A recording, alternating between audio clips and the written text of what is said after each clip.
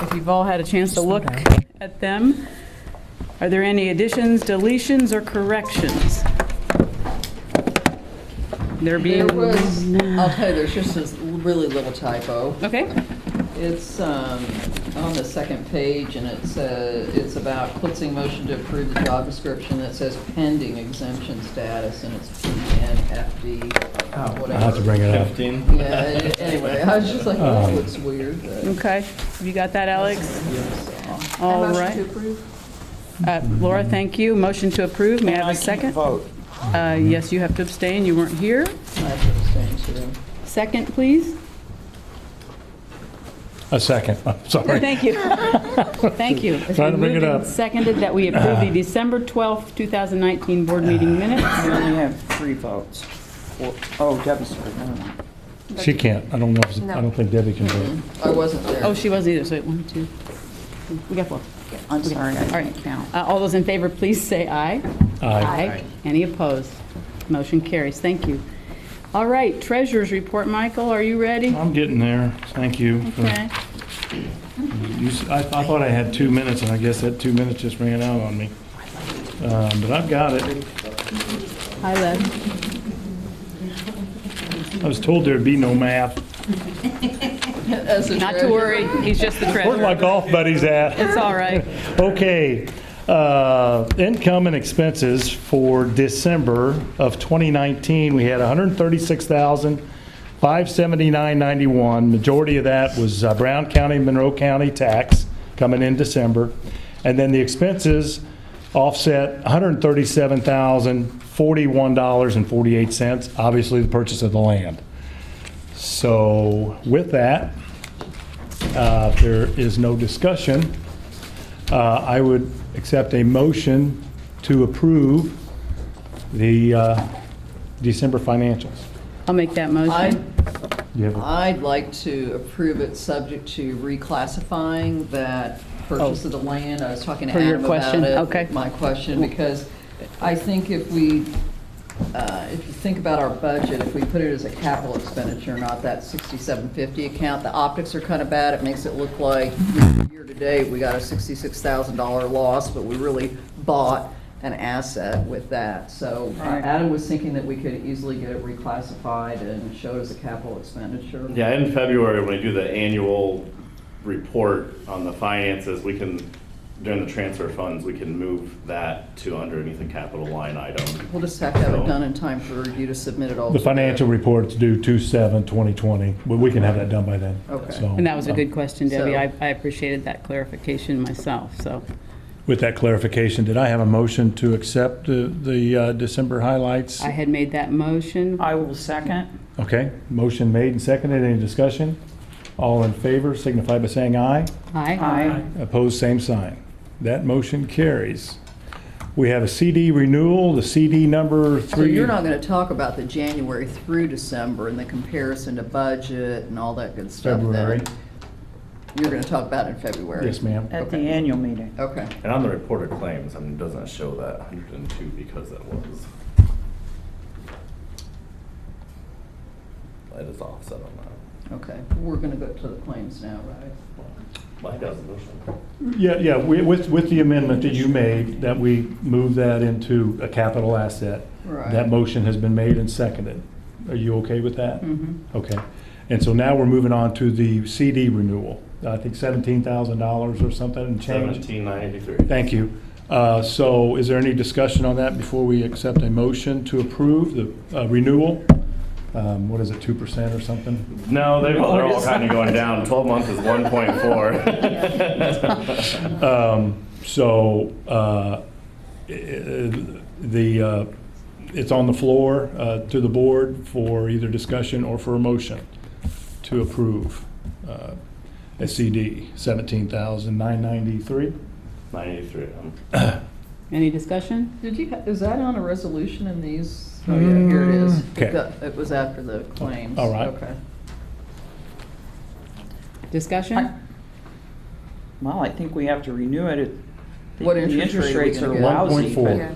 but- That's not, so I would just recommend just a 12-month, that way. and hope for better times. Yeah, exactly. Okay. Where do we have those at, that CD? at? People say People's. things. Are we ready for a motion on the CD renewal We then? are waiting for a motion. I would make a motion that we renew it for 12 months at 1.4%. Second. Motion's been made and seconded. Any discussion? All in favor signify by saying aye. Aye. Opposed, same sign. That motion carries. Okay, it's that time. We've been talking about, I've been referring to it as a cumulative maintenance fund. It's actually going to be a cumulative improvement fund, tax assessment, which is, by law, it's a 3-cent tax on your assessed value. So you take your assessed value times 3 cents divided by 100, that's the tax. I can, do some quick math for you if you'd like. On a $500,000 house, times 0.03, sorry, dang on it. Told you there would be no math. Close to $30 per 100.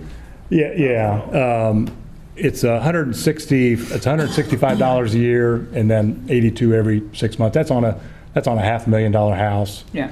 And obviously cut in half on a $250,000 house, it's $82 a year. So it's a tax that we've been talking about, and certainly I'll open it up for discussion if there's, we did talk about it in the finance In the financial planning group. and- task group. And I will just say that I was not initially in favor of this, but it's such a nominal amount of money that it kind of makes good sense since we're trying to raise more revenue right now as we get into the sediment mitigation project. What swung you, just because it wasn't It's- as bad it's- as you thought it was going to be? It's not as much money. Okay. Yeah, it is another special benefits tax that as a conservancy district, we have the authority to implement. The cap is 0.033%, so essentially 33 cents per $100 of assessed value. The money can only be used as improvement funds, so improving our doing our works of improvement for the park as set forth in our district plan, i.e. park maintenance, dam maintenance, access dredging, that type of stuff. With that cap there and our current total assessed value, it comes in right around $47,000 per year. That would come in. Any expenditures out of this does have to be appropriated and planned for in the previous year's budget. So if we were to utilize any of this money, we would have to plan for it that year for the following year. So you're saying the projected income would be 47,000? Yeah, it's 47 and change. And we can just do it, we don't have to jump through the hoops like for that? So there's always a little bit of hoops. So the process, firstly, we have to advertise it. If we go for it, what we'd have to do is advertise it in both newspapers on February 5th and February 12th. At our February meeting, we would have a resolution, which would essentially be the public hearing on creation of the tax. If that resolution is approved, we have to get it to the county auditors, both Monroe and Brown County. They will sign off on it, and then we have to advertise again that it's been passed and confirmed by the county auditor. At that point, we have to advertise the newspaper again, and that starts a 30-day remonstrance period where people can remonstrate the Is it implementation 30? of the tax. Is Yes, it 30 days? Yeah. And I think it's 10 people minimum to start the remonstrance process on a petition. And you guys, this is all in the packet. There's an Right, it's 8-page in that. supplement. If you didn't have a chance to see it, it's kind of dry reading, but it definitely tells you the exact. Yeah. Process. Assuming there's no remonstrance, we need to supply the resolution and certification from the county auditors to the Department of Local Government and Finance by April 30th, and it would be implemented for the following year. So the remonstrance could stop it though, or Yes. is it reviewed then by? Essentially, if it gets remonstrated, it goes to the county commissioner, and then they would have to have a meeting where people could come in and essentially be a hearing from the commissioner, the budget commissioner, or whoever's in charge of the county auditor's office. And they decide? And then they would decide, yeah. It says all affected taxpayers would have the right to be heard if you get to that point, so. Well, I think the other thing that's important to think about is it's not like we're just gonna get this money and spend it how we want to. Sure. You know, there's Yeah. definitely a lot of guidelines and resolutions about how we can spend it, and it would have to be for improvement purposes. That is So absolutely there is correct. that assurance, I think, Mhm. for everyone. Right. Which is. But it is something that we could have implemented some time ago, right, Mike? Absolutely. And we just Yeah. We just talked haven't about done it for years Yeah. and years, and nobody ever did it, That is so- correct. Did you have something? Yeah, no, similar to what Debbie said, it has reached, I mean, the state says how we can use it. The general fund, we have great latitude, whereas this particular fund, it is for a restricted purpose under state statute. I mean, that is an additional nearly $50,000 too that could be used for improvements of all kinds, so. And kudos to you for figuring this out. How, you were having a kind of a random conversation, or did you called somebody and You've sort been of? talking about it forever, Yeah, haven't Yeah, you? Mike's been brought it talking up. about this for a while. Scott and I brought it up in 2006 to this board, not this board, to a board. And, and it was said at that time that this was not township financial planning, this was conservancy planning. So once I got on the board, became the treasurer, I delved into it a little bit. Of course, we've had two people that we reported to with the DLGF, Ryan being one of them, now Miranda. And I think Miranda was the catalyst that said, well, yeah, certainly, rainy day fund, cumulative maintenance fund, et cetera. And those are the funds that we've had as a township, and as you have as a city. But I'm not trying to incorporate a lot of funds, but certainly a cumulative improvement or maintenance fund. I'm going to keep it as an improvement fund. That way, we have restrictions on the spending. And that does, help us long-term in parks and rec, whatever path we go down. That's why it makes sense to me. If we were going to team up with a Boys and Girls Club, for example, any of those things that are part of our process going forward, this helps in that area. Well, once again, kudos to you for pursuing you. that. And do we have any action to take on that now, or are you just going We- to follow we do the need- steps? We Follow the had steps and- motion to start the process of implementing the cumulative improvement fund. Because the one thing that we talked about in our finance committee meeting was that we need to know, do we need to amend our district plan at all? Like, how do we get these purposes? And we were looking through that, but actually in the district plan, there is the authority for the special benefits tax. This is Okay. another version of that, and it Good. does list the improvements of the district. So the Good. language is there So to we don't implement. need to do Correct, that. yeah. Good. Okay, thank you.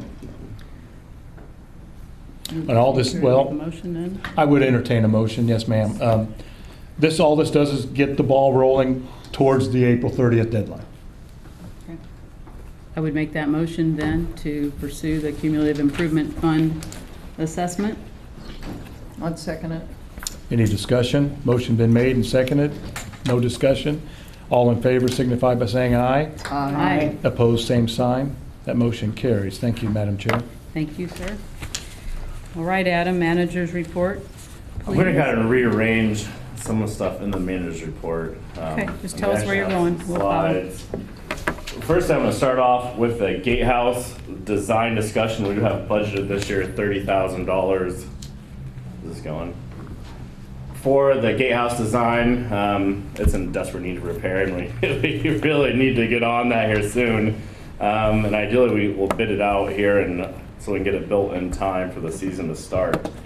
We have laid out the dimensions, including current ADA aspects for entrances, restrooms. That way, we'll be an ADA compliant facility once it's built. This is kind of just the general layout and dimensions of it. This will include a patio out front, so we can actually have some walk-up room to go to it. This is just kind of a rendering of what the inside will look like. It's going to be pretty basic on the walls, and then any kind of accessories will just be like desks, computers, that type of stuff. For some reason, it seems to be on a timer. So this is kind of one of the outside renderings. And who did these? These ones actually Alex did online. Then we had another friend of mine do some renderings here in a little bit. What we're looking at doing is redesigning it ideally similar to the one in the lower left, although it'll be a little bit larger and it'll have a roof or an overhang.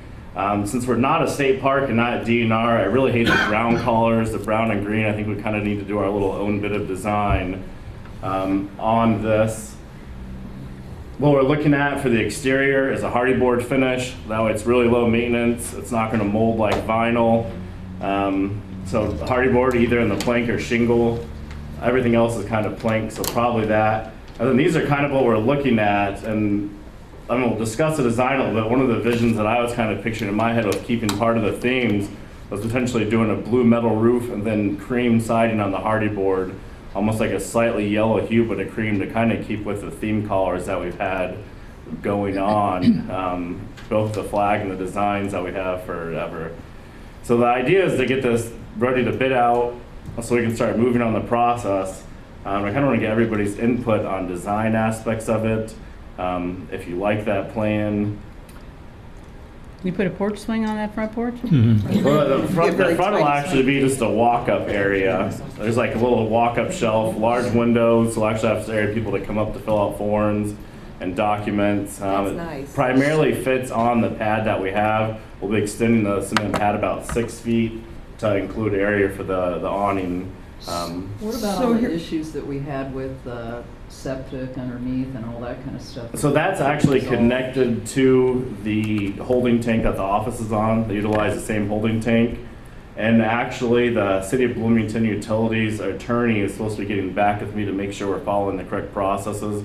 Since it is their building, they're helping out with getting the permits. They gave us the blessing to replace it, and they're going through to make sure to see what permitting we actually need to have. So the questions that come to mind are, do we have to do it this year? Is it immediate? What's the immediacy? Because we've also got this issue of a master plan in place, so do we really want to build something like right there and replace it and decide the design? What if we decide the gatehouse needs to be out further or I thought we had whatever? said that it We was- don't really know, do I we? thought it was going to be mobile. It could be picked up and moved That it if could we be got, moved. Yeah, to we can your definitely point. look into that. I mean, I don't think the location of the gatehouse is going to change. It's an ideal spot. I mean, that's the entrance and exit of the park, so that's where boats are coming in and out at. Yeah, I think intuitively, there's no other place to put it. Yeah. I mean, and it is an immediate need. I mean, it just looks like crap, and you know, with first impression, you come in like, man, the place is a dump, you know, and so we really need to clean it up. And it can kind of set the tone for some of the designs moving forward. And right now, like in there, there's one working outlet, and we can't even get electricians to work on it because of the panels being in the bathrooms, which isn't up to code, so we can't even get people to work on it. What's the size of this compared to the size that we have existing?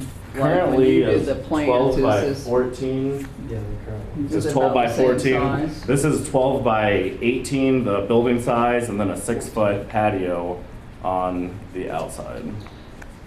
It's got to be bigger to accommodate the ADA stuff. And that's why we're extending the length of it, yes. The width will be about the same. So the only, one thing that, as I glance at all these drawings, is why is the door on the other That's side? exactly what I was thinking. As far as, Well, you gotta go if I across the was- porch. If I was in the gatehouse and I had to go out and get money from people, I'd rather come out a door. well, if you're going up, if you're By going that to be driveway. moving up to it, we have large windows. I mean, this window is facing the road, so it'll be a drive-up window as well.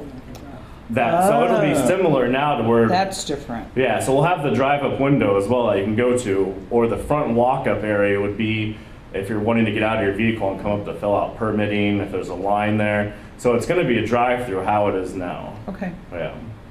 that makes sense, especially if that can be a drive-up window. Yeah, so it'll be a drive-up window, kind of how they are now. So there's a drive up on the right and the left as we're looking at this. Yeah, Those- so this would be the side on the entrance to the park.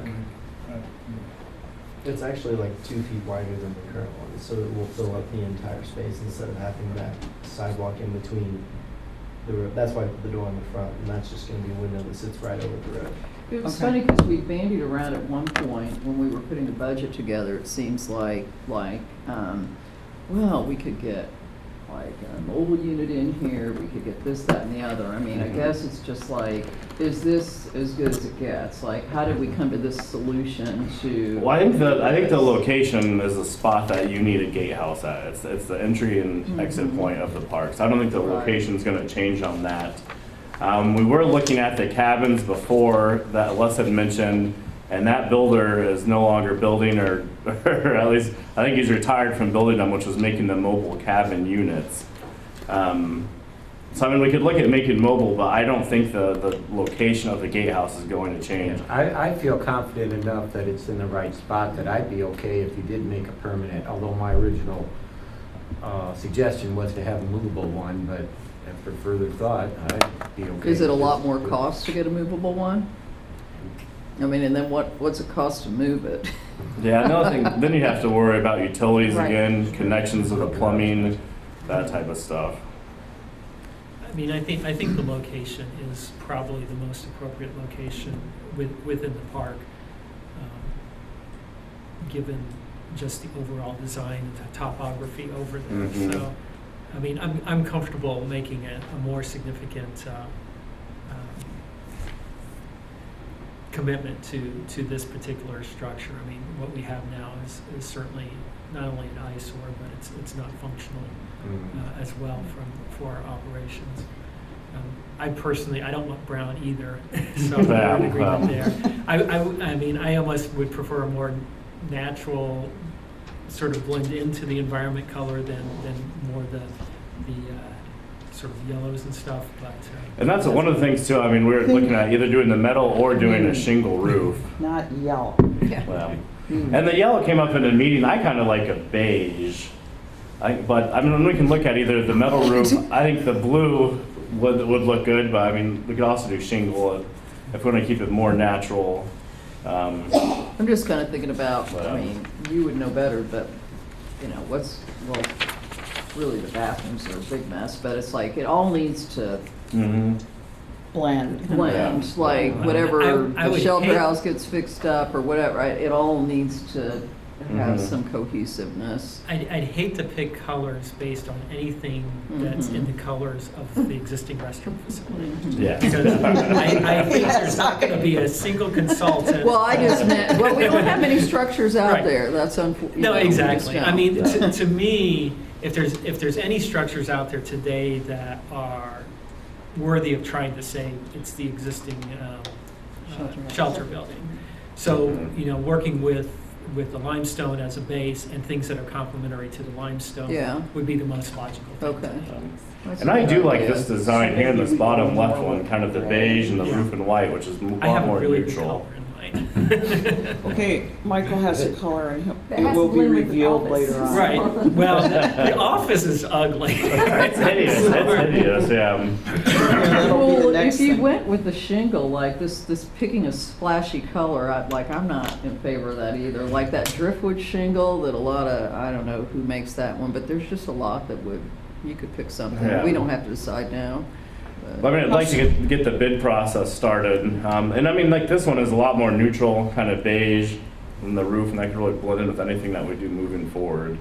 Yeah, I think keeping neutral is your best bet, and then you Yes, can me always too. make that kind of go And we gray, could go we could grayish. apply for the bids Grayish. based on this size and dimension, and then Yeah, the paint's come not- back with recommendations, and I mean, select that, not at this time. But I want to go ahead and start getting the bid documents together for the materials, the size, and then the structure. Because you think construction would happen when? I mean, ideally to happen in March. It's either before or after the season. Yeah, it's either before or after the season, but I mean, Not you can put your fingers through the wall on that one right now. So I think this structure size, that layout, and I don't think there's a better location for the gatehouse. I think it's gotta really stay there. I think that's probably right. Okay. So we'll go ahead and start doing is bidding that out, and then we can always do the collar selections, then we'll bring that back to the board in February. The budget is 30K, 30K? 30,000, yeah. Okay, so y'all know what we're talking about money-wise. Yeah. Okay, so you don't need anything from us right this minute, you'll come back in I think Feb? so we'll come back with the Perfect. bids and based on this design. Okay, you're not done yet. No. Next that up, was we E. have we've been talking about it for a while now, the Lotus maintenance line. This red line that we have here is our current, or the yellow is the current line. Most spots the red follows it. 2020 proposed. The only changes in that northern portion kind of push that line back. There has been some interest in pushing it back further from freeholders. However, it's already about bordering the less than 1 foot zone. Any further back, it's gonna be detrimental to access on the east side of Eidolon. You're gonna get to the point where it's so shallow, there's no vegetation, that wave action, rain action, that type of stuff is gonna stir up the sediment. So I'm comfortable with the proposed line that we have, that red one. I do not want to push it any further. If we decide to go ahead and approve this, the next steps are actually applying to DNR. They have the go-ahead, they have to authorize the permitting on it, and they could always deny that and keep it where it is now. But if we're going to apply to that, then we do need to have a motion from the board to accept that proposed line. Have you had any conversations with DNR to see if this is a line that they might be receptive to? Yes, yeah, she is receptive to that. Since in the future we are planning on trying to do some dredging in that area, the thing that they were concerned about is the timing of dredging when we get there, potentially pushing it back and not dredging for a little bit to not have that stabilize in Lotus. Where that is now, where the current line with that other line is, it's both within the 1 to 2 foot depth range. So I don't think there's going to be much of a difference as far as erosion of the substrate where it is now. And it does take a couple of years to start to actually fully kill off the root structures to have a die off on that. So I have no issue with that. One of the biggest things with some of the residents on the far right side, I want to have a line of sight to the lake. I really don't think we can push it further back because there's actually trees all in this area. So that's about as far as you can get for a line of sight. And I have no issue with that where it is now because it's very similar in depth. Has this been vetted through the Lake Health Task Group? Was that something that was No, this is not on the Lake Health Task. That's more No, sediment this has been a mitigation. separate conversation Okay, with the board. Yeah. Dating Well- back to 2017, Right. right, Mike? Yeah, Right. we've been having that discussion for some Okay. time now. So we either keep it where it's at now or we approve that proposed 2020 line and then apply to DNR for the. What's the downside? I mean, the downside is if we push it too far back to these areas where we have really shallow water, then it destabilizes the soil. That Lotus essentially all locks together in one large root structure. It's essentially like rebar and cement. And helps keep the channels open. So it Right. keeps the dirt stabilized, captures dirt, keeps it stabilized. If you push it back too far and you get into less than a foot of water, you have wave action from boats, wind, and rain will actually mix up that sediment. If the root structures die off, you don't have that locking mechanism there. So if you push it too far back into shallow water, what ends up happening is that soil destabilizes and then it starts to slough to the lowest point, which is that access channel. So if you go too far, it's going to increase the rate of filling in that access channel. And the Lotus is actually what's that's the primary benefit of this area, as it is kind of cut off, so any flows of water have to go through the wetland Right. to get there. So that's really what's kind of kept that channel open for a decade now. I don't remember the last time we dredged it. I didn't bring any of that with me. So, It's So- it's so good this is 7 years, your 8 years. recommendation and People, you, as far as people, Like, who tells us? freeholders were wanting to push it back as far, this is Right. as We got a as lot of far as I'm demands. comfortable with going. Okay, And Debbie, what it came to is people don't Right. care to look at green. They want to look Right. at water. So Right. it's the eternal Right. balance between, right. you know, what's good for the freeholder, what's good for the lake, et cetera. Are you going to say something? I interrupted. I was just gonna ask what Debbie asked, number one, and then to say, if you're comfortable with that, why would we not ask DNR for permission? I mean, because if we don't ask pretty soon, we're not gonna get to go anywhere. Well, and then I guess tacking on to that, Michael asked, I think, and you made the comment that GNR would maybe be okay with this as long as what about the dredging? Like, what kind of promises are we making in that? We're not making anything. We've told them that the idea is to potentially dredge that area, that is one of the zones And of it is. dredging That's that true. will happen, or that we're planning on doing. So that was there. I mean, if we were not planning on doing any maintenance there, I do not think DNR would go for it. They're worried that we're gonna push it back and it's gonna be negative impacts, and it's gonna be the exact opposite of what people are looking Right. for. Or instead of open lake, it's gonna result in a loss of access. And so Yeah. it's the ultimate balancing act. Knowing this is And there's no your expert district. we can ask about it. The experts are the What's that? DNR. Yeah, DNR I'm and interested in your then, perspective. Well, I'm trying to keep quiet. Trying to be What'd you neutral. say? Michael was interested in my perspective. It is my district. It is your district too. I mean, if you look across the way, it Sure. impacts those in Michael's area. And they were impacted too when we tried to push the maintenance line out a little too far a few years back. So my perspective is, once again, balance. I don't mind looking at some green Mhm. if it's doing good. Right. And if I can get my boat through. I have a strong concern that if we give it up, we'll never get it back. Mhm. And if we can promise to at least be in the process of attempting to take care of what we want to keep, be it some dredging in the future, then I would support that compromise line. and we'll see down the line, I mean, if the residents in that area are happy with where that Lotus line is, because currently, the area where there's not Lotus, I mean, towards the end of the summer, it's just milfoil that grows there and kind of, It's so it's ugly. really not open water. If I lived there personally, I'd be fighting for as much Lotus as possible. It's But I prettier than don't, the but where that brown. Lotus is not, it will fill in with milfoil and potentially algae, so they may be interested, I mean, after a year or two, they may say, all right, well, we prefer the Lotus than having these other nuisance species there. So I saw some of the emails that trailed around during the year about this, and this is where all this came from. Basically, the freeholders are wanting it moved back, is what you're Yes, saying. there's one freeholder that has voiced his opinion strongly about moving it back.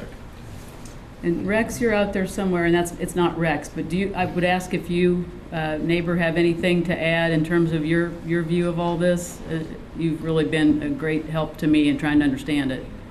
I think that we're all in agreement with, Adam to go, we like his ideas, we like his maintenance line, The proposed one? the proposal. It would help your view quite a bit if I Sure, understand of it course right. Yes. So you're basically saying if we go in and we drop these chemicals on it or whatever, year after year after year, like, is there some big splash cleanup, or like, what's the cost to us to do? Really, this? not any more than we spend currently on maintaining that maintenance line. We spend, I think, just 10,000, I think it's right at 10,000 a year And the key for is the that, Lotus. if I understand this correctly, if we get permission to kill the vegetation, then we need to be ready, how soon, to dredge in that area. Well, I mean, it needs to be on the docket as a potential to dredge.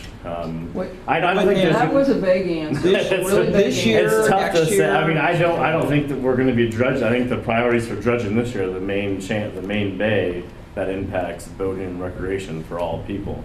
So I don't picture it being this year. So, assuming we. Do you have some reasonable confidence that if we did this year, that next year it would still be okay to dredge in there? Or that we could schedule it and be okay with that? Yeah, I mean, we'll always be able to dredge there. I mean, the area is gonna be there. It'll be the disposal site dependent. I mean, when we do our dredging project this year and we hit the ground, it's gonna fill up our disposal site. So once Right. we have to clear that out and then, So raise some just money for to- dredging.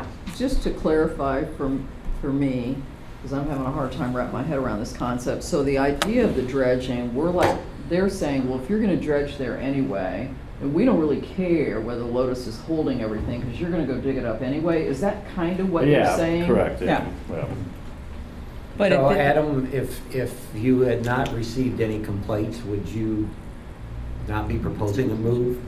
That is correct. Okay. But, So this is kind of a compromise to. yes. And It's if a compromise to the compromise. Okay. It's compromise B. So if that's not gonna be part of the hydraulic dredging, We're talking about doing that manually with our barge. No, I think that large of an area, you would need to do hydraulic dredging. But we don't even have that solution nailed down yet. I guess I get a little bit worried because I feel like we do this piece, you know, and we don't have That our was a whole thing question. pulled together. Yeah. Is it going to be a part of that whole $1 million? We don't know. I don't believe that $1 million this year will be able to touch those areas. But we No, also 'cause haven't those decided were, where like, we're way going for down. sure. The- Yeah. They were Right. way We're talking down. That's correct, and the money that, if we were to hydraulically dredge or dredge, either way, we save on weed treatment. Right. So we get that money back, so it's kind of a, you know, but we don't know. We And the haven't made it. Lotus, we only spend about $10,000 a year maintaining the Lotus, so there's not a large potential cost savings. I don't really have an issue with that. If people are gonna be happy, it's a good compromise because it's the same depth right there where that line's at. If we're moving it further, this is the 1 foot contour line, and then the 2 foot contour line's out here. So we're still keeping it in that 1.5 foot range. If I would be adamantly against putting it closer to this 1 foot range because then you're really just asking for negative impacts. Right here, we're staying with that same You depth. get your, you get Yeah, let's get the the guy to land. So here's There the we 1 foot contour line. I'm not really good at this thing. And then here's the 2 foot out here. So that whole area right in here is all between 1 and 2 feet. Okay. So there's not really much of a depth change pushing it back that far. So the buoy line's going to stay where it is. That's not going to affect the buoy line out over there. No, correct? not at all. Yeah. Yeah, it's off the point, Yeah. and actually moving further west. How many feet is that? Like, if you went from that point back to the red line, how many, like, linear feet is that, do you think? From where that point's at, That point of the triangle, the green, like, because we're coming I mean, back, that's hard we're to moving say. it back there. Like, is it 500 feet. 20 feet, 500 feet? I mean, I would. Shoot. That's a few I hundred mean, like, feet there. how- Well, you got your scale there for 250. Oh, there's 250 feet at the bottom, so that's every You bit know, of I'm wondering 300 feet. if I should ask if, I've got the Gentrys and the Scotts and the Hingelfelds, well, and everybody in my channel, if we could bring it even closer to the 5 foot mark, closer to the culvert that goes under the road, and make it a similar line of what you did up on the north side, kind of bring it closer down toward the 5 feet on the south side. Like moving this to the east. Yes. Well, at that point, we're getting in less than a foot of water. I mean, there's a spit of land right here now. I'm against moving that main maintenance line out there. You don't live next door to the Gentrys. Yeah. I mean, especially in this area down here, 'cause I mean, this is a main force of water. The water flows down here that impacts coming into this area, which is vegetated. So if you move it here, that water, that force is pushing sediment into this bay. So the southern part, I do not recommend moving at all. The northern part with the flow of water is protected by this giant wetland. All the water has to pass through here, so you actually have a filter device which captures all that sediment prior to getting to that channel. I guess it can, like, I don't know if I have enough information or enough assurances to think about it. It sounds like Les asked you, would you be recommending it? And so, like, it is a balance between the overall health of the lake and what we've got, like, some people wanting to make a change, I mean, that's the whole problem with the whole lake right now, anyway. But- So, I don't know. Well, and we don't even When have would the we have to permission decide? yet. Huh? Right. We don't even have the Right. permission to do what this suggests. But So we're- maybe we ought to ask DNR And then see where and we see get. what they say. That Well, would be. If you asked the DNR and then changed their mind, decided not to push them back, they're not gonna care. Right. But we do. Well, I have- feel like once this board says, go ahead and apply to the DNR, I can't imagine that we're not going, I mean, to me, I think this is if they give us a permission, we're going for it. I mean, that's what I understand that this decision is. Yeah, this is the map he's gonna send to them. This is Yeah, a so proposed that will be the maintenance treatment line. map. Right, but my point is, Debbie, that if DNR approves it, they would be another source of expertise that Except, would, say, yes, this is good for the overall health of the lake. If they refuse, then we would hear their rationale for that. But let me just like go back at you again. The thing that I asked Adam and what I understood him to say was, why is this tied to the dredging? Are they basically saying, well, you're gonna do the dredging anyway, so it really doesn't matter that we stir all this up and create an issue? And That is you correct, answered yeah. affirmatively. So I'm saying, you know, I think, The only benefit right now moving that back is to have line of sight. I mean, it's increase the open water there. Well, and let's go backward a little bit, Debbie. So we have only, and I wasn't in the conversation, indicated to DNR that we are in the midst of a sediment mitigation project. Correct. We have not had specifics other than to say this is a possibility. Yes. So no promises have been made in any way, shape, or form, just the intimation that we are on the road to this mitigation. So I guess it's all still a little bit early. Madam Chair, Seems like it is. I would disagree with that. You and I met with the Gentrys. We told them before we vote on anything like this, that they would have a chance to look at a proposed site. And so- they should have. This is public information. Yes, Have well, you not this, heard but from I just got the board packet yesterday. we've had it We've for. seen that maybe. do we have to decide Wait. this tonight, or can we kind of? And I think No, I mean, that, we have to Until the next apply. I think that I'm gonna have to send this to my neighbors. But they should have it. And I mean, this was in the board packet. in I- October. I understand that. Yeah, but I But told they them have that been when we're given making a this. decision on this, that I would include them. And I don't have time to include them, so. But this was presented last summer. or- Yeah, this is an Yes. old- That's Yeah, based on- I didn't know we were Summer and voting on it October. today, that's what I'll tell you. But, and that's my reason for, Well, I understand that, but it has been out there, so that's a misstep. But let me ask you this, Adam, as far as what would be our timeline with DNR? How fast could we meet with them? I mean, I'm already getting calls from a call. We need to apply for our permitting That's for what I'm this year asking. for treatment. So if Yeah. we don't get this done, we aren't getting it done this year. Correct, yeah. I mean, we either say that we're gonna go with this line for next year and we apply for that permit, or we say that we're gonna question keep out the there, I don't know line. if you want a question out there or not. Yes, sir. Be a little lesson in fluid dynamics, if I can borrow a pointer here. We have two different issues going on. It is easier on the north end than it is on the south end by our district. Because of the high water flow, we could move the maintenance line and square off this angle, similar to what's being done up here. However, we would not be able to dredge that. We could, through vegetation spray, keep the lotus back further to address the Gentry kind of, or the Skirminger kind of comments, but we would not be able to dredge this spot right there where the pointer is. Because of the high water flow that comes down Bean Blossom Creek, we can see this area here is where all the sediment has been dropping the last couple years.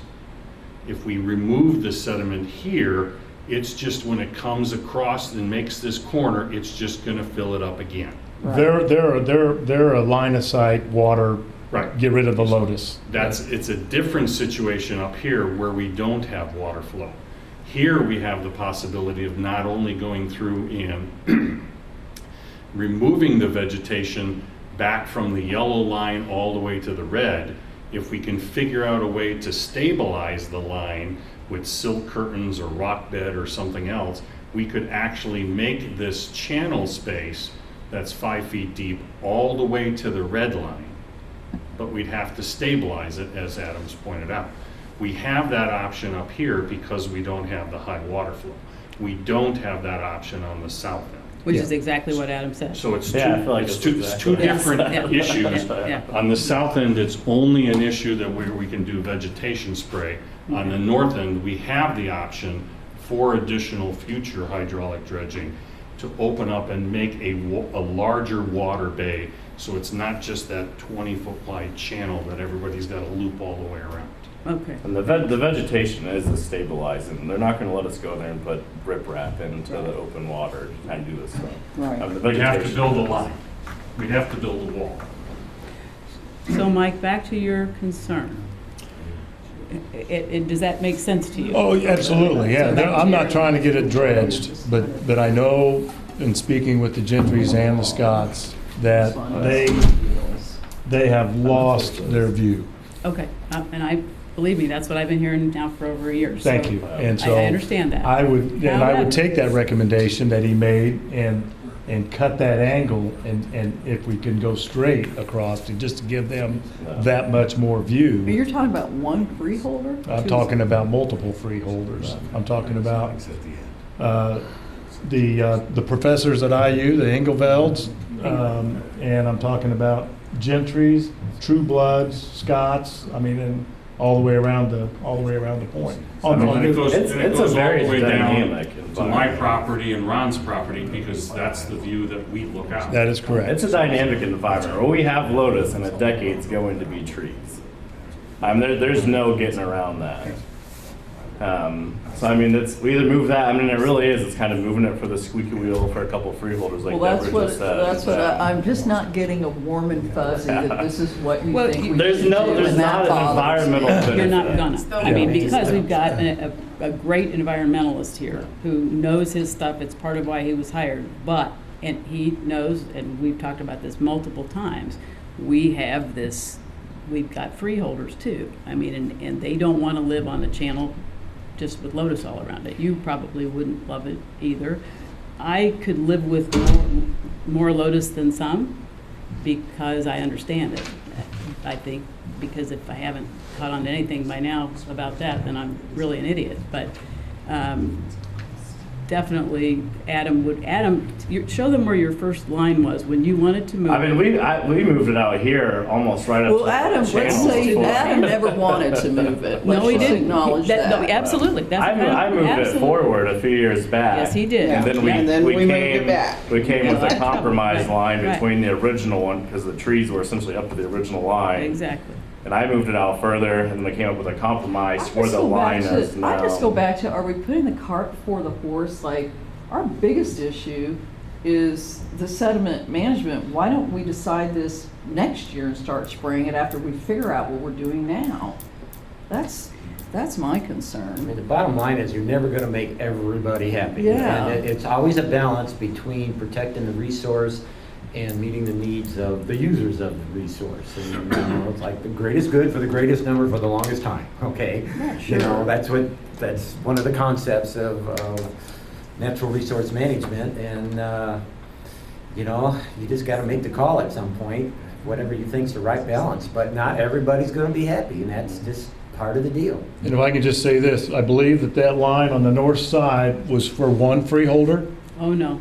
Okay. Seven or eight. One freeholder, he mentioned one freeholder that was in particular. Well, yes. Okay. But that's. I think it's more that- accurately probably. There's more than that. Les, Okay. where do 5 you days. weigh in on this? I was hoping you were gonna kind of continue down the road on Oh. what your thought is. Well, I mean, I guess I'm thinking if it's a minority of people and that is going to be some sort of negative impact on the resource as a whole, we should probably go for protecting the resource.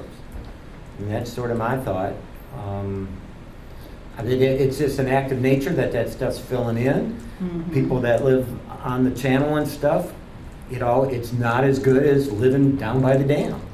But the property values probably reflect that too. Right, they do. And it's just kind of a matter of location, and just due to nature, living down by the dam is more desirable than living up there. How because much it does- depth? a personal opinion. How much depth do you think you're gonna lose over 1 year? Well, Personal opinion. that's, If you try that would be for my 1 year. next question. If I we- don't if we- think for a year, I don't think we're gonna have much, since there's not a great depth change there, I don't think we're gonna have like much sediment movement within a year. I mean, I don't think that's gonna happen. I don't think there's gonna be much sediment movement unless we push it back further.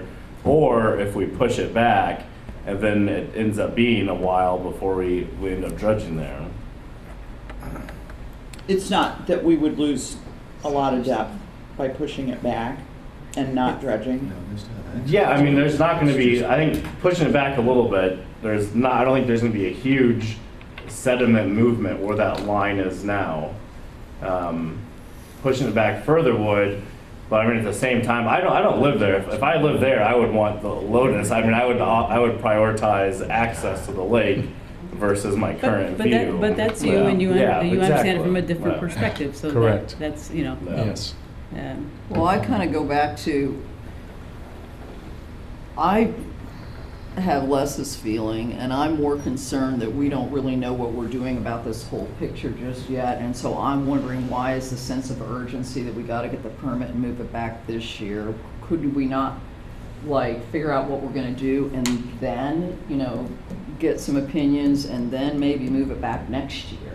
If we're You not know. talking about considerable damage to the lake, then what difference does it make to Move make it. those people happy? I mean, have if you're not to talking say about considerable damage that's to a the little bit resource, how, then what makes the difference? that's a little bit how I feel. Yeah. Like, if Who? we're not. Like who? Like Like Tim? just Okay, said. okay. If we're not gonna do any harm, then let's see if we can get the permission to push it back and push it back. Then if we're not harming the resource and we're making freeholders happier, wouldn't that be a win? Yeah, yes. But then the question is, are you gonna move the south end of it too? I mean, is there? I don't think the south think- end is, there's a possibility to move without, Okay. I mean, directing all that flow straight at the east side of Solomon Point. I think that is not on the table for discussion Yeah. tonight. If you want it to be later, Mike, and you really have strong feelings about it. then I think that I owe them at least a discussion so they can come and voice their opinion to the board. They should have been here last fall or today, Again. or at least been with you. I'm just talking about how the process works. There's no easy answer here. I tend to agree with you, who agreed with Tim, as far as if we're not losing something, maybe we go ahead and then we continue our plan. What if we wait a year and we decide, all right, we're going to dredge main boating areas, and it's going to be another, we don't know yet, X number of years before we could potentially do further work Well, back. we know it probably is. I mean, I'm Right, but Yeah. once again, we're still, isn't it better to maybe go when everything's on the table? I mean, I don't have an versus issue with moving There's no that. chance of dredging to that point? So after the first year of treatment, what happens? I mean, it's not necessarily guaranteed to be all gone, is it? No, it generally takes about Somebody 2 gets years to sprayed. kill off those root That's what I structures. know. It takes, So Adam, you're pretty comfortable that if we did move it, it's really not gonna hurt anything? I don't think so. I mean, it's hard to, yeah, I don't think it's going to. I don't think it's going to have a major impact of sediment movement Then let's. at just that point. If we were to go further and into less depth, yes. At this point, I don't think it'll have a major impact because that is filtered and protected by the wetland there. You're asking. So I a very think tough moving question. it that much was not going to have really a negative impact as far as channel access. It's low risk. for It's low impact. risk, We'll yes. call it low risk for impact. Yeah, we'll call it low risk for impact. So I don't have an issue with that. Okay. One second. Believe me, if he thought it would, he would not Yeah. be bending in this way. Yeah, So okay. I know him well enough to know that. Is this something that needs a motion to move It forward? it would, yeah. Yes. Kevin, let me take your question. So this is, I'm just listening and Yeah. processing. I think the thing that you're confusing people with, Adam, is Yeah. you've said DNR probably would not approve this movement Right. had we not told them we were gonna Be do dredging. sediment removal. So that, at least from somebody who doesn't know much, drew the conclusion that it's a bad thing if we're not Right. gonna dig. Okay. Right. And so Fair that's enough. where I think a lot of That's a people fair statement. are Thank you. hesitating. Good Right. clarification. So maybe you can help clarify that. Is that? I mean, think about your. I mean, it's not increasing buffering by moving it back. I think it's low risk for impact, moving it that short of a distance right there in the shallow area, but we're not increasing protection.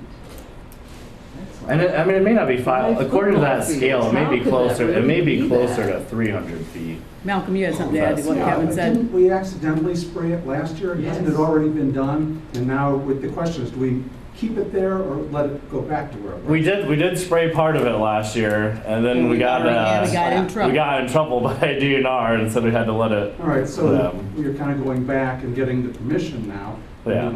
Right. Right.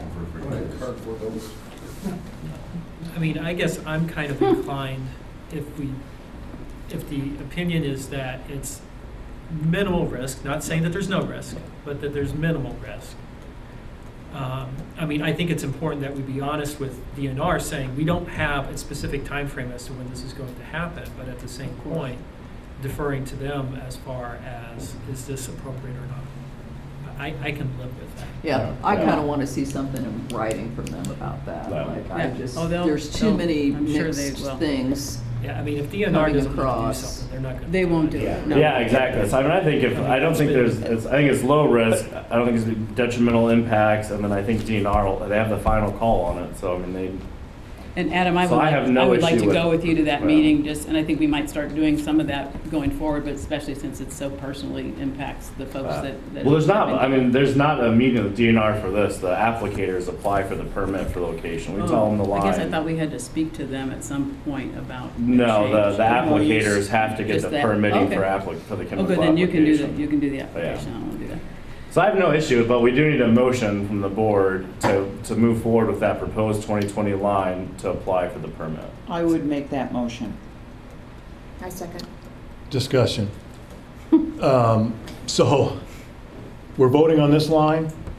Yes. Okay. Yep, for 2020. And you don't have to vote for it. I know I don't, and I'm not. I think I've made my case clear. You were in a boat with James on their dock. I remember it like it was yesterday. Oh, I know, I remember the yelling. And I Remember? am not voting yes on this, absolutely not. Okay, that is certainly. But I know, yes ma'am, You're yes ma'am. right. I'm sorry that the. Well, I'll communication was forward not- this, I'll forward the information to him. Again, I didn't know it was gonna be on the agenda, but that's Well, and okay. it's not as if we haven't discussed this numerous times. I don't think we have in board meetings. October we discussed it. And I was not able to be here. I don't remember it saying we were gonna bring it up to a vote this month, and if it was, I missed it, so I'll, It's okay, we all. I'd like to call the question. thank you. Oh, he's gonna call for the question. In other words, That means he wants a vote. Oh, He wants a oh, vote. you are, I'm sorry, I thought Yeah. you were referring, okay, there's too many microphones. Yeah, no Sorry. worries. I'm just. So, okay, so it has I been guess- moved and seconded that we approve the proposed 2020 maintenance line. And we've had discussion. Are we ready to vote? Yes. All right. All those in favor, please say aye. Aye. Any opposed? No. No. And I'm saying no because I just have gotten too many mixed answers Okay. tonight, and I'm Okay. going back to Les's protect the resource, and let's don't do a knee-jerk reaction to, So you Alex, know. the vote was So- fine, five Call the to, roll. 5-2, no, I believe, does anybody want me to call the roll? I believe it was clear to me that it was 5-2 in favor of that line. All right. Always fun. All right, well, next up, we have kind of discussions of where we are with the sediment mitigation project. We've been doing a lot of discussions in the SPC and Lake Health Task Group, and then this is kind of to clarify where we are, the steps moving forward, and the plan that we've proposed to the rest of the board to make sure everybody is on the same page. So with the sediment mitigation project, we started off with the Shrewsbury report that was listing the different types of options that we had. Well, first we'll talk about the approach that we're going to do, the potential disposal sites, our step forwards, cost, funding, and then future costs and maintenance needs. So based on the sediment transport study and the type of sediment that we have, we've been told by Christopher Burke, who's one of the top environmental engineering firms in the state, that it's not feasible to create a capture bay for such fine sediment on the east end. And they said the wetland that is there is the ultimate capture filter as Mother Nature designed. So the focus needs to be on hydraulic dredging. So we've discussed this, and we've moved forward with the method is going to be hydraulic dredging. These pictures are really just kind of showing the process. Essentially, it's an auger head below a boat that pumps the sluice, the water and sediment through a pipe to a disposal site. And it kind of looks like on the right here, this is a sediment basin where the sediment spits out, it dewaters, and then the water will flow back into the lake, the water without sediment. So that's the method that we've come to, hydraulic dredging. That's what we're gonna have to do moving forward. So for the potential disposal sites, we have our South Shore Drive parcel, the Long Causeway Pond, and then a North Shore Drive parcel. For the South Shore Drive parcel, we recently purchased this land. So we own this land. We can utilize this after we gain permitting. The entire parcel itself is 14 acres. This western portion is a wetland. We're not able to use that for a disposal site. So we have approximately 6 acres that we can use for the creation of a settling pond for sediment. Based off of 6 acres usable for disposal, these are approximate capacities that we will have, assuming the size of the pond. And through the discussion with the consulting engineers that we've had, the discussion is to maximize the volume for capture and storage in this pond to the point of diminishing return. If we go too big, eventually you have to expand the walls, the berms, and you start losing capacity. So these are essentially saying at 6 acres, solid sediment in height, this is what we can store there. If we have 8 feet of sediment at a 6 acres, we're looking at 77,400 cubic yards. At 10 feet of sediment, we're looking at 96,700 yards. And at 12 feet of sediment, we're looking at 116,000 cubic yards. Now, I'm not sure we'll be able to reach this 12-foot capacity because that's saying actual sediment, and there's going to be water, and it takes a while for the water to settle out. Plus, if you get too high with the berms, at some point you start looking, it's a dam once you get too high. So you go into a whole different set of regulations and permitting. So we're going to be limited. So that's the maximum capacity that we're going to be able to get out of this. They can do this in a season. So once we do a season of dredging, this site will be full.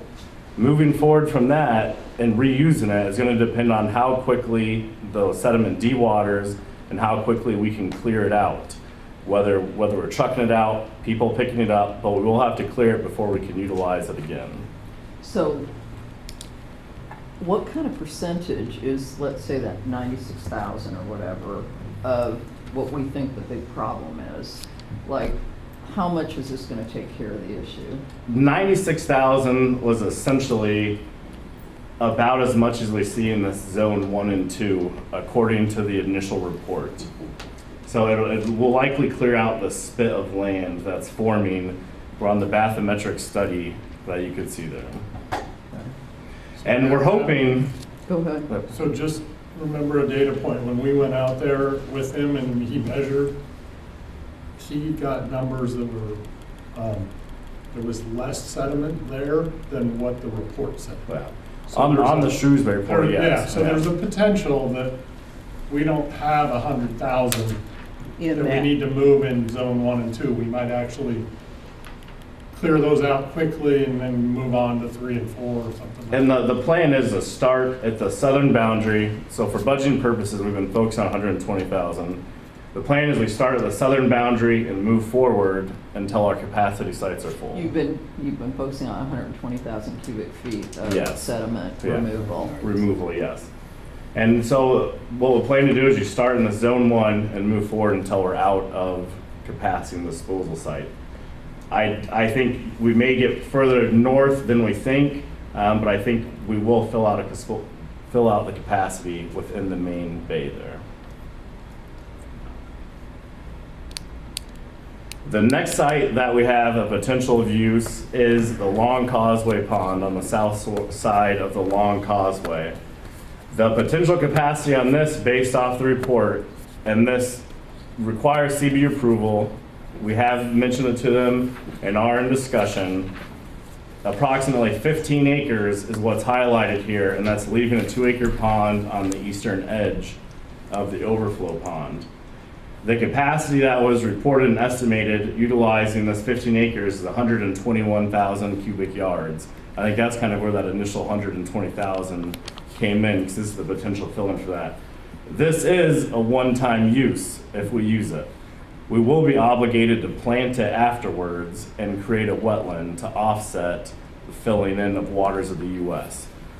Generally, if you fill in waters of the US like that, you're looking at approximately a 3-to-1 ratio that you have to mitigate. For every acre that you fill in an impact, you have to create 3 acres of wetland elsewhere.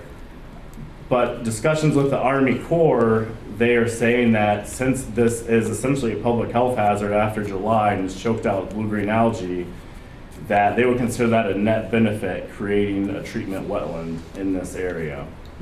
And that's, some of the benefits are hindering the blue-green algae and taking up nutrients. And where is that located again? This is on the south side of the Long Causeway. Okay. Where we have the road going? They've kind of done some riprap work on it. This is just before, here's the disposal site that we just bought. Okay. So it's just to the west there. Okay. Yeah. So this is a one-time use, and we do need to have CBU And you would approval leave on this. water, you would leave how much water? I mean, so this assumes a 2-acre pond is left there. Okay. What type of wetland would it be?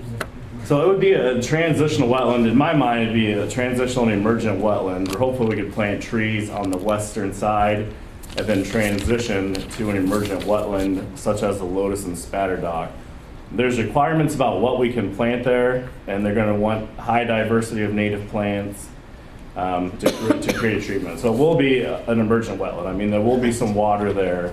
And then there's really one of the benefits as well, since it is a wetland and water can flow back and forth, there's not really a decrease in flood capacity because that area could still be inundated as a wetland. But it would be a wetland similar to what we have for Lotus, but it'd be more diverse selection of plants. Okay. So that is the second option. The third option, which I've actually just had a discussion with Brown County Water, was this North Shore Drive parcel.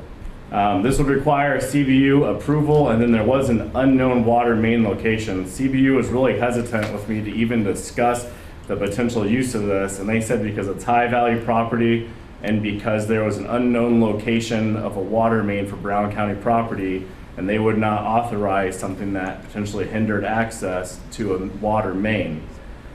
I actually finally was able to hear back today from the operations director at Brown County Water. Their water main along South Shore is 200 feet north, and the water main going up to these homes cut from the southwest to the northeast straight through that field. And they refuse to have any negotiations about potentially having a water overflow pond there because they would not be able to access their main. So that's out. So this is out. Destroy that slide. Okay. All right. And that was just today when I got off the guy with the phone, because I couldn't get, they were just saying 811, call 811, and finally they were able to get me hold of a supervisor. I'm like, I'm not a terrorist, I'm trying to work with you, I need to know where the location is. So that is out. But that was just a one-time use also, wasn't it? Yeah, but yeah, it would probably be, unless you could do a pond, but it's a moot point now. So what we're looking at is the overflow pond and that South Shore Drive property. So on the South Shore Drive one though, you could haul out dirt and continue to use it. And continue to reuse it, yes. And So that's the plan. Those figures you gave us is just, The initial use. yeah. Yeah, that would be the capacity of the site, which we could go Okay. back and use. So the That's steps the land forward, we just purchased. that's the land we just purchased. So I think we know the direction is hydraulic dredge, and that's the answer. We're not gonna do any more delta manipulation. The process moving forward with hydraulic dredging is one, permit acquisition. Now the permits that we know are gonna be required is first what's called a Rule 5, a stormwater management plan, and that's required anytime you disturb more than 1 acre of water. We have current Rule 5 permits for both of our North Shore disposal sites. So since we're gonna be disturbing the land, we do have to get that. The second will be construction in a floodway, because the southern boundary of that does enter the floodway. I don't foresee that being an issue, but there's permitting that you have to do to take care of that. Next is, and that's through IDEM, next is a nationwide permit for maintenance dredging, and the amount of dredging that we're planning to do falls under a nationwide permit, which means you apply for it, you get it, it's easy to do, it's an individual permit, and it stays in perpetuity, similar to our mechanical dredging right now. What is ACOE? Army Corps of Engineers. So IDEM, Department of Environmental Management, and the Army Corps of Engineers. What we'll likely also have to do is a 401 water quality certification, which is through IDEM, and that's because we will have return water from the settling pond to the lake. There's going to be the water, as the sediment settles out and we're pumping water in, it's going to flow out through a weir system and then back into the lake. Since we do have return water, it's considered effluent, and we are going to have some permitting requirements about how much suspended solids can be in this water. So that will be an ongoing monitoring for that. We'll also likely have to do a 404 dredge fill permit, and that is primarily for the overflow pond because we will be putting materials into a water of the U.S. water body. So anytime you put materials into, you have to get one of these dredge fill permits. So you have the 401 and the 404, and those are highly likely. There's not really associated costs. The same documents that we use to apply for these first permits, we could utilize for these 401 and 404 permits. Okay.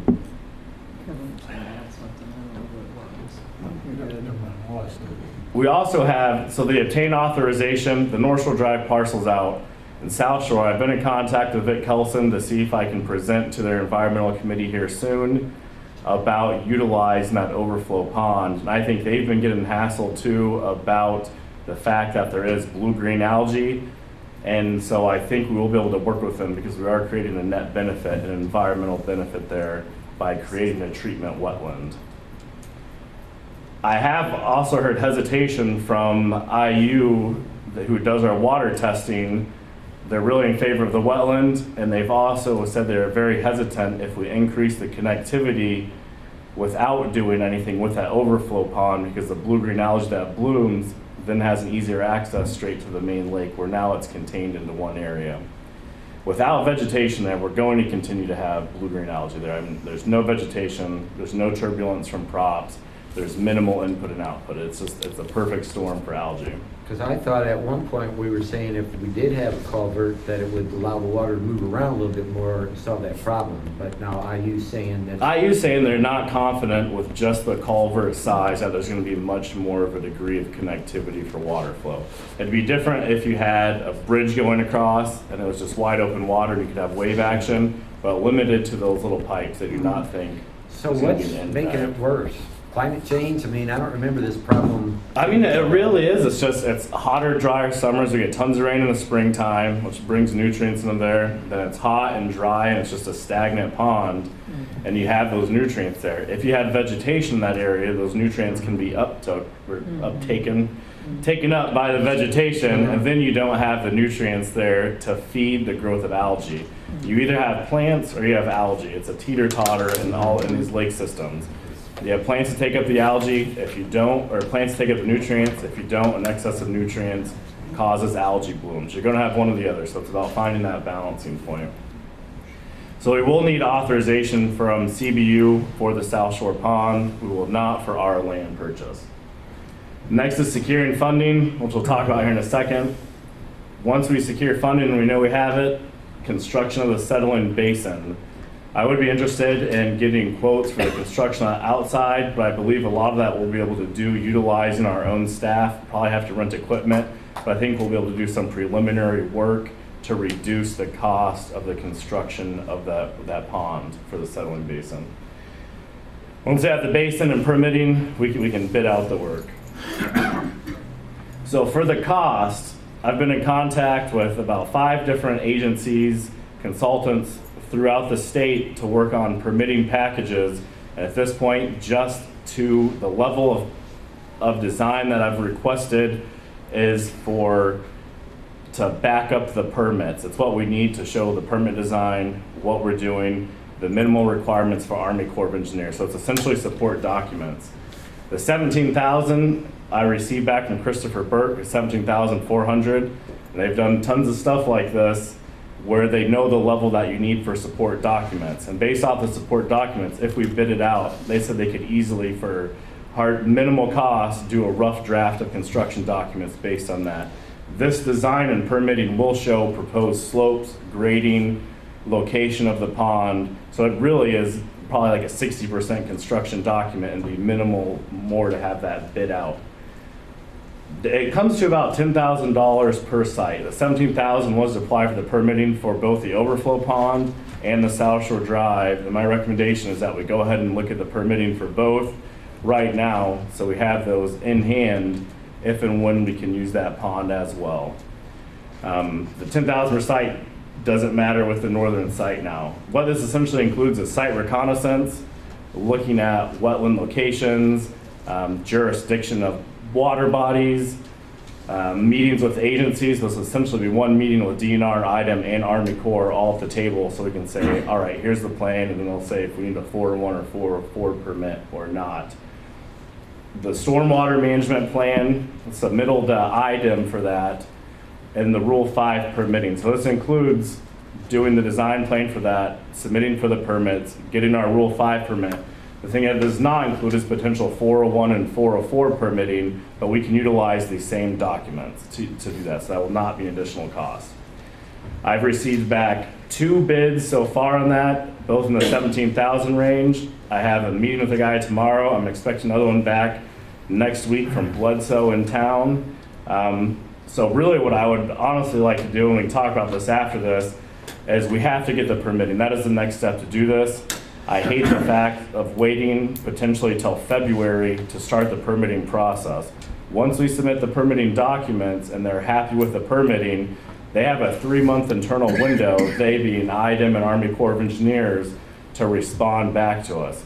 So what I'd really like to ask is if this meeting is just to give me the go-ahead to select one of these companies to move forward with the permitting process and put a cap on it, say maybe $25,000. And that would put us potential, they think they can get the documents done by the end of February. That'd give March, April, and May to get the permitting back from the regulatory agencies. We could potentially hit the ground, in June, if that goes as quick as possible, or start doing a construction site prep in June. So the South Shore parcel, some of the estimates that we've gotten so far are between $90,000 and $130,000 to create the South Shore, to create the sedimentation pond with all the earthwork. I'm confident that we can reduce that utilizing our staff to do some of the prep work, dirt moving, to help drive that cost down. And this was included in some of the total estimates, which we'll get to here in a little bit. But when you say that, you're confident you can drive the cost down, like by what? I mean, hopefully half, if not more. I think we can move the majority of the dirt, and then we'll have to bring somebody in for the finished grading work to that. We do not have the equipment for that. But we have the equipment and the personnel. I think we would probably have to rent a big dozer, but I think we'd be able to do internally moving dirt, if that even includes trucking some soil over from our other site to help supplement the dirt there to build the base. But for my budgetary estimates on here, I'm assuming that we're contracting it in case that we have to do that. Dredging mobilization, $63,000 to $100,000. These are based on budgetary quotes that we've received back from Heartland Dredging, which is in-state, and Dredge America, which is a national one.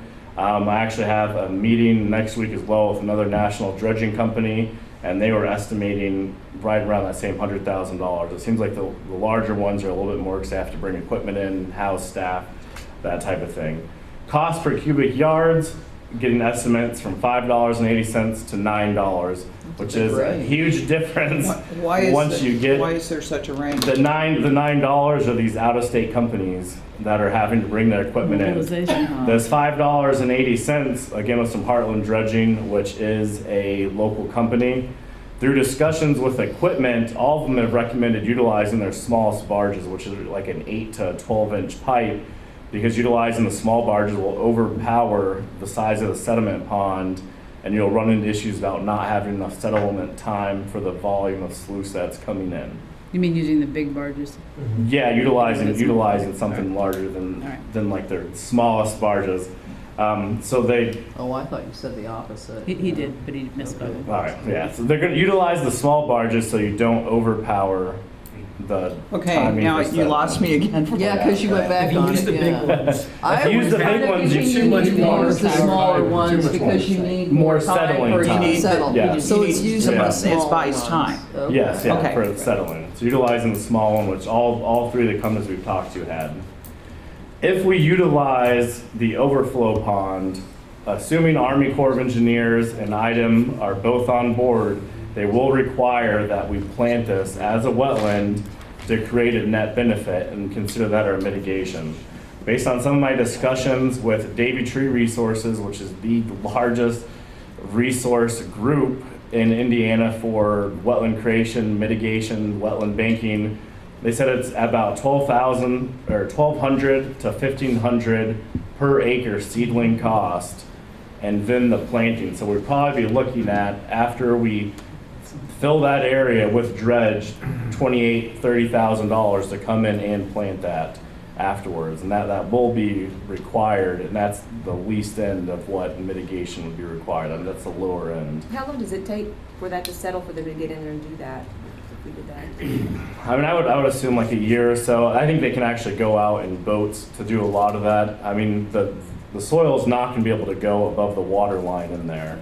So I think they will have to utilize watercraft to get out there and plant the seedlings. would you anticipate a monitoring period for that too? Because I'm sure the item's going to have Yes. a certain percentage of take by year one, so much more. Yeah, there will be monitoring on that because they will make sure that there's not going to be invasive species, kind of making sure the plants stay there. Most of that monitoring I think we can do in-house. Between myself and Alex, I've got the plant identification, and I think we can do a lot of that monitoring in-house. But they will require, I mean, there's a certain density of plants per acre that need to be in there. So we're looking about $30,000 for planting and the seedlings. So 2020 projected cost, and the assumptions here are that we're using the average cost, and I did not include additional mitigation or planting into these costs. If we're looking at 120,000 cubic yards with the average price, we're about 1,109,000. If we're 100, And you've added all these costs This up, is because everything We don't see an Excel together. spreadsheet, we'll Correct. be checking your numbers. Yeah, this is everything together. So the 100,000 cubic yards, we're looking about 961,000. If we get to 80,000 cubic yards and our disposal site's full, we're looking about 813,000. Now this is utilizing the average cost, so there could potentially be a little bit of savings if we go with the local firm, which is on the low end. This also, I looked at future projects for reutilizing this, and the costs are actually going to be very similar to what they were for this project. The North Shore one's out. South Shore Pond, South Shore would have to plant, and then that's a one-time thing. And then the land parcel, we wouldn't have the construction cost to reuse it again, but we will have cost of hauling the dirt away and finding people to take the dirt. Last year, we removed about 6,000 cubic yards from our North Shore site, bringing in triaxles and trucking them to a very close site. And we actually came out right around $1.50 per cubic yard moved out of there. And that was for a very close site. So if we bring in 100,000 cubic yards, if we end up having to ship it all out, we're going to be over $100,000, essentially the same cost as the construction. So I think each time that we go back to use this, we're looking at very similar costs for the dredging, and then if we have to do work to haul out that dirt. Ideally, since it's going to be fresh soil, it's a very nutrient rich, it'd be good fill soil, and then going through those sluice gates, it's not going to be lots of debris. I mean, ideally, we can find people to take the sediment away, although on South Shore Drive, I mean, it takes time. It's hard to find people that'll come out here to take that. One good conversation I had with Brown County Water today, though, is I found out they've been buying dirt from Martinsville for their projects for fill, and they're actually going to come out and look at our soil to start using that. I mean, I'm not sure that's a huge amount, but at least now they're aware of that and they can show that. So the ongoing cost, essentially for each time we do this project, is going to be very similar. Well, so when you say each time we do this project, I guess that's the $64 question. How many times do we How many times can we afford to do this project once? Well, this kind of brings me, we'll get there in considerations. So funding, there's the two funds essentially, state revolving fund and the private fund. I've been talking to state revolving fund and I will have the application in this month to them. The earliest funding would be available is April to June 2020 of this year. And this is assuming the funds are available because they do have projects going on this year, major projects, and we are considered a low priority.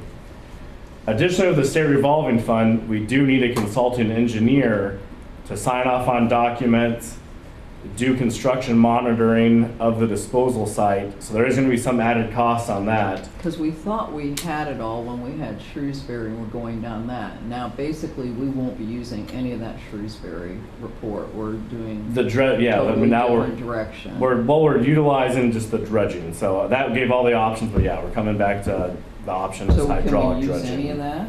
Well, kind of broke out the zones and the Right. volumes of sediment in those zones. Right.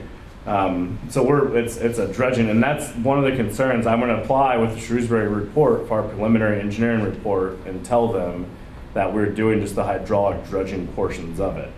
So I'm hoping that they don't come back and say, since we've gotten pretty far from that, they won't accept that as a preliminary engineering report. But I will find that out once we apply.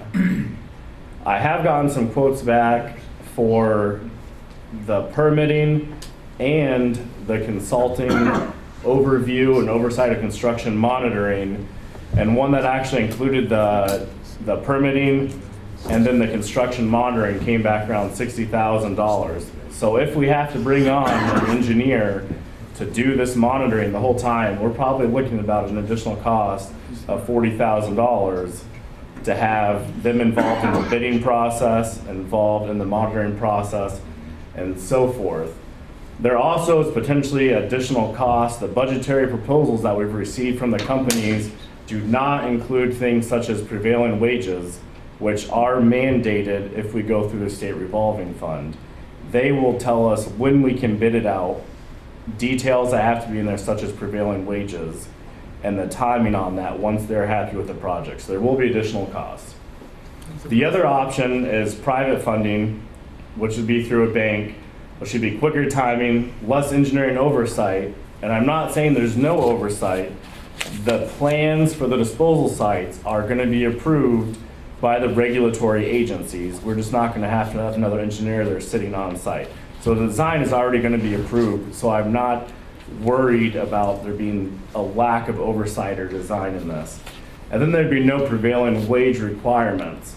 I have been in contact with the head of commercial lending at People's State Bank, who's actually gave us our loan for the equipment that we have, who our CDs, checking and savings is all through right now. I've given him support documents, and he is going forward very confident that he can get near that predicted rate of SRF, which in the Baker Till report was at 3.4. What kind of collateral do we have to put up? We'll find out about when that. they loan us money for equipment, they've got. When we did it before, we equipment. put our tax revenue as collateral, because the tax revenue is the only guaranteed income. So we put up the tax revenue as collateral for the loans for the equipment. So I've given him support documents, our budget, the project going forward. He said he's very confident and is going to go to bat with his bosses because they would love to see the money that they have locally utilized locally. And he's also a very big fisherman and has been using this area for a long time, so that helps out. So I've given them a lot of the support documents, and then as we move forward with that, I should have a proposal at some point. I don't have one yet. I've been giving them the documents. We'll be working with them to get a proposal. But he thinks he's confident that we can get near that rate. So if we can do that, I mean, that would be the 3.4, which is what UMBA had, and I think it's like 3.46 was their predicted interest rate utilizing the state revolving fund. So how much do we pay the attorneys and the accountants? Was it 40,000? I think it was right total? around 40,000, yeah. So we really wouldn't be utilizing anything that they've given us? I mean, it helped with the budget process, but I don't think we would need to utilize them further for this. So with that, the potential funding operations. Wait, Kevin, a second. Les, do you have a question? My question is, I'm sorry. on the prevailing wage. I thought the legislature repealed that in 2015. The SRF document that I saw from 16, and theirs, it does have that in the state revolving fund. So I'm not sure if the legislature repealed that for all government bids or for the state revolving fund. And if it has been repealed, well, then that's Yay. great. I think, You're just I think there was a saying that- phase back. Wait, one at a time. I think there was a phase back with that. I don't think that there's prevailing wage on anything anymore, but I mean, that would need to be validated. Well, That would be shocking. great, yeah. That would be a good thing. Okay. Yeah. Debbie, sorry, go ahead. Sorry. I was just going to say, with any governmental entity and funding, there usually are requirements, you know, because they're getting these monies from elsewhere. So, but I wouldn't want to just flippantly say, and we're going to have to jump through a lot of hoops with them. I mean, I think we're jumping to judgment right now, if you found that out. We're jumping to conclusions. Well, I think we're trying to get a picture of the magnitude of everything. I don't think we've concluded anything. Oh, no. So if there's not the prevailing wage requirements, then that's great, because then the quotes are closer to what we've actually heard.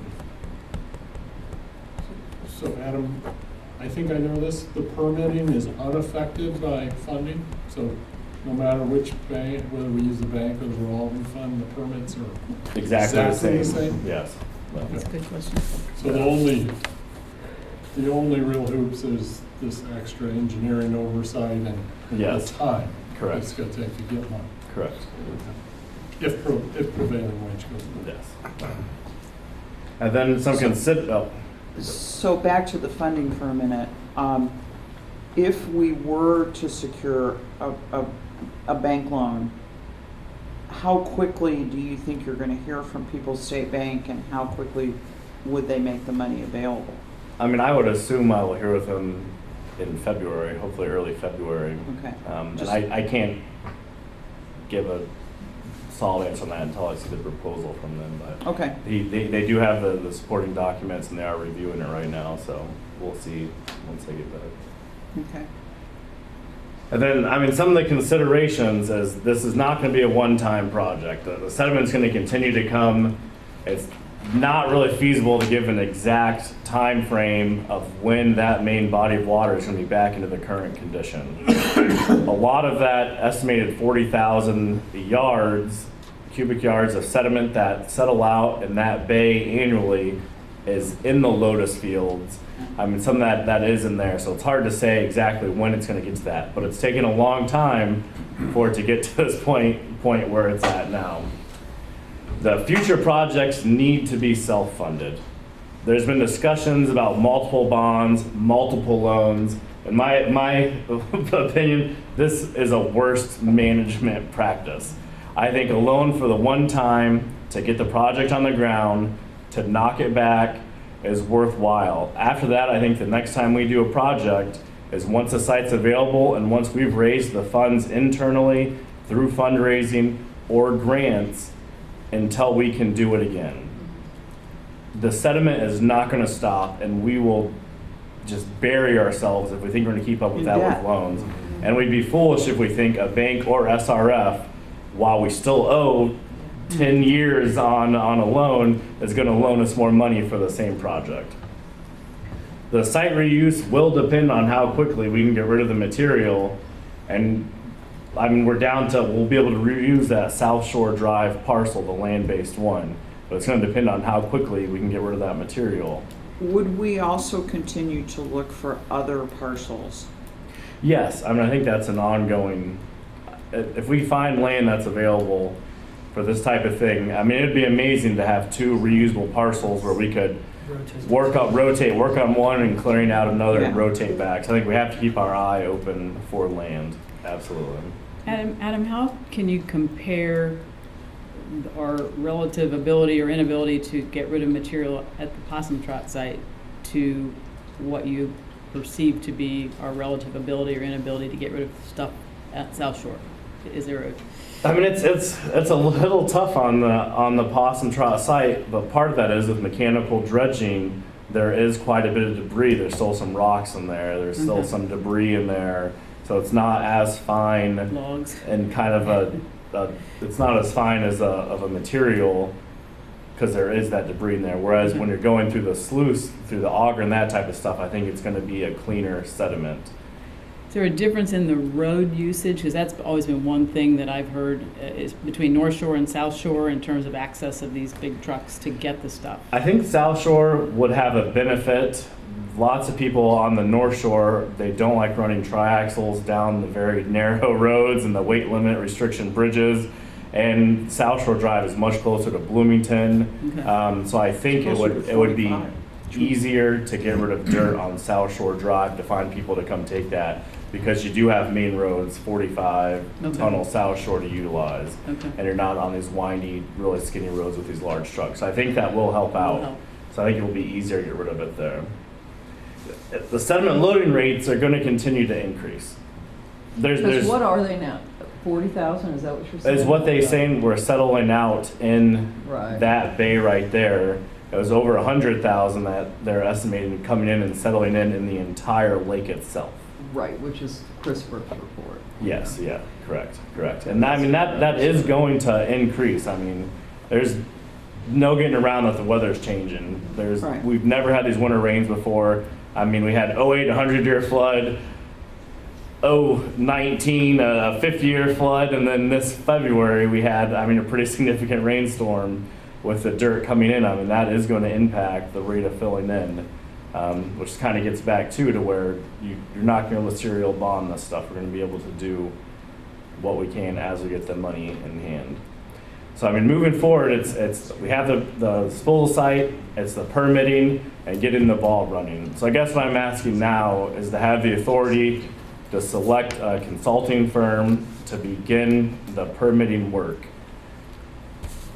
Otherwise, we wait till February. For the permitting, once we get the permit, presuming we get the permit, is there a time frame by which that permit? Has to be utilized, it's good for 90 days. So the Rule 5s are a 5-year permit. So we have to renew those every 5 years on the other sites. So that the stormwater management plan is a 5-year permit. Okay. And then essentially at that point, you're supposed to cover the site, stabilize everything. Although we'd say that, it's an ongoing project, we're never completed, so we renew for the 5 years. Right. So that permit would be there. The 404 dredge fill permit would only really be for the overflow pond. So that will not be there. The 401 water quality permit will likely have a per project basis, but there's essentially minimal to no cost associated with that. What we would do is we do this project, we get rid of the dirt. The next time that we go to do it, we're saying, all right, we're opening up dredging again, and they'd say, all right, here's your requirements, which will probably be the same thing. So there wouldn't be really an additional cost once we have the permitting in hand. When will we know, like, how often we're gonna have to do this? I don't Sounds think. like we could do it I don't every think single we're ever year. gonna know. I don't think we can give an answer on that. So if you take out that 100,000 plus cubic feet out of zone 1 and zone 2, how much feet of depth are we gonna add to the lake then? Like how much? So we were basing those on getting it to a 5-foot depth. And it's now at 1 and 2 to to half. 3. Yeah, I mean, it's very shallow. It's You'll very, run very aground shallow. going across that Right, spit of I land know. that's forming, yeah. Okay, Well, I think he's asking for a motion. I would make a motion that we move forward with the permitting process within a range not to exceed $25,000. I think it might be appropriate to ensure that, with review by the board president, so that, With the board that chair. way Adam's That not makes on the hook. sense. Yeah, I like Okay, that. thank you. That way there's 2 people. Got on the that, hook. Alex? That's for everybody. I mean, the other option is we wait till February, then that puts us into the middle of I'll summer. second it. All right, it has been moved and seconded that we give Adam the latitude to. We've got a question here, though. Yes, Frank? Some points of clarity regarding Adam's presentation, which is mostly correct, but I just want to add some additional pieces of information. Not all of this information has been clearly vetted through the Lake Health Task Group. Our last task group meeting was back in August 16th. We've had some email exchanges, and we've had a little bit of phone conversation, but not a conference call. We've had a little bit of meeting discussion time prior to or right after strategic planning committee meetings. So not a lot of these things of where to choose to pull the sediment out, for example, areas 1 and 2 versus the graphic that I provided you. We do agree on the hydraulic dredging. We agree on a number of things. We have not discussed that it is only 6 acres to be used on the South Shore property. It's 13.6 acres. We potentially could look at changing the registry of the forestry that is there for part of that land. And I'm not in agreement with Adam's comment that there is wetland on the property that is from the drainage channel that's there to the east. Potentially to the west, where there's commonly mostly standing water most of the time of the year, could potentially be classified as a wetland. But from the drainage ditch, which is a man-made issue that created the situation of creating the drainage ditch and putting the soil of the ditch on either side of that, created the blockage for the water to not properly drain. So I believe through proper permitting and requests through all the authorities having jurisdiction, we realistically could get potentially close towards 10 acres of land that we could develop. Potentially a 50% increase in 6 acres versus 9 acres, 50% increase, and put a lot more dirt in that area.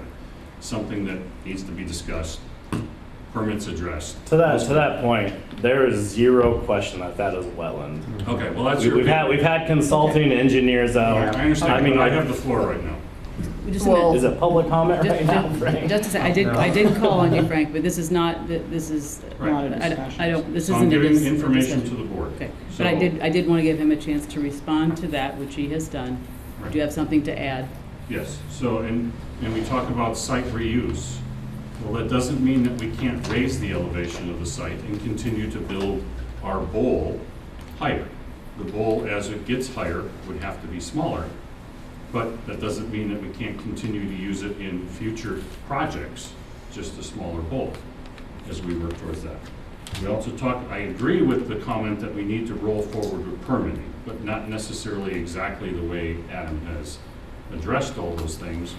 We do have a Lake Health Task Group scheduled meeting for next week, Friday, and we can address a number of these issues and come to consensus on a number of things, I believe. Frank, could I interject here that your task group may not have held a separate meeting, but you've all pretty much been available at the strategic planning committee meetings, and many of the things that Adam has discussed here this evening have been discussed in the larger SPC group. I'm not sure why it is so important that we go back and vet this with the task group. Well, for example, And, if we make a bigger and area. also in this moment, Right. we're just talking about getting the permitting process started. There's still plenty of time, and if you guys have a meeting next week, you can certainly go through these items But I don't and want then the bring board them. to have a presumption that we're moving in a single direction.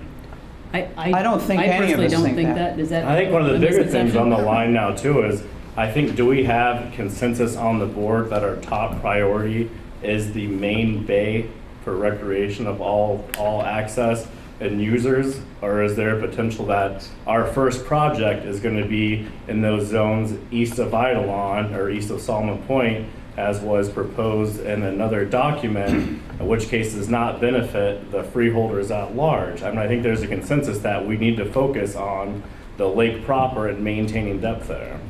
So I don't think there's any potential for, another plan or direction of action. I think this is what's going on. I really think we have hydraulic dredging, we have the site, we have the plan, we have the location. I mean, as far as I'm concerned, I think a lot of what the Lake Health Task Group was initially started for, to help vet what we're going to do and move forward, has been accomplished.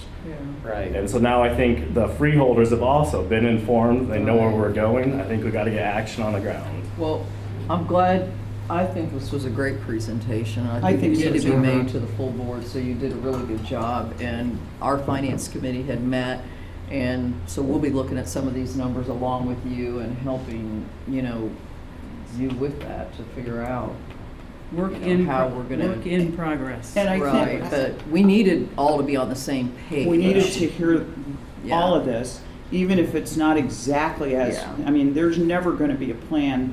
If I've learned one thing, Yeah. there's never gonna be a plan for this lake that goes in lockstep Right. down the road because there are too many variables. But to get this big picture, and back to your question, Adam, I have always believed that the first place we would dredge for hydraulically is in the main bay. Yeah. Yeah. Yeah, but I think, we should not get bogged down by endless vetting of every little No, thing. I we've mean, been it's doing time to it. move forward, and from my perspective, it's been properly vetted, and let's move on. I think we've spent a lot of money hiring a lot of consultants to come in and give us a lot of our options. And, if we think we have all the information, we need to Yep. move it forward. And Yeah, and I absolutely agree that the focus for our first major project has to be something that has a broad benefit, not just to a specific area, but to the greater lake. Otherwise, I think that we'll have revolts on various sides of the lakes. I think I'm hearing a majority. Let's go back to, appreciative of your comments, Frank, let's go back to the motion that was made. Mary Jane, I believe you made it. I made a, I second it. yeah, it was made. and Alex, what was the seconded. motion? The motion was to give Adam sort of permission and go Sort ahead of. with, going forward. Bids for the permitting process. In Yeah. consultation Up to with the $25,000. $25,000. Subject With, to my- subject to board Yeah. chair approval. Yeah. And you seconded, Les? You Yep, seconded that? I seconded All right, it. I is there still any- second it. Any further discussion? All those in favor of this motion, please say aye. Aye. Any opposed? Motion carries. Well, We can conclude the manager's report there. wait. No. Oh, wait, there's Sorry. the election, which is, it's uncontested with Les and Mary Jane, and that's. They're coming back. And your appointed You committees. hit that, yeah, you did, manager Oh, yeah. appointed committees is the only. Really, the only committee that we're looking to appoint now would be a park development committee.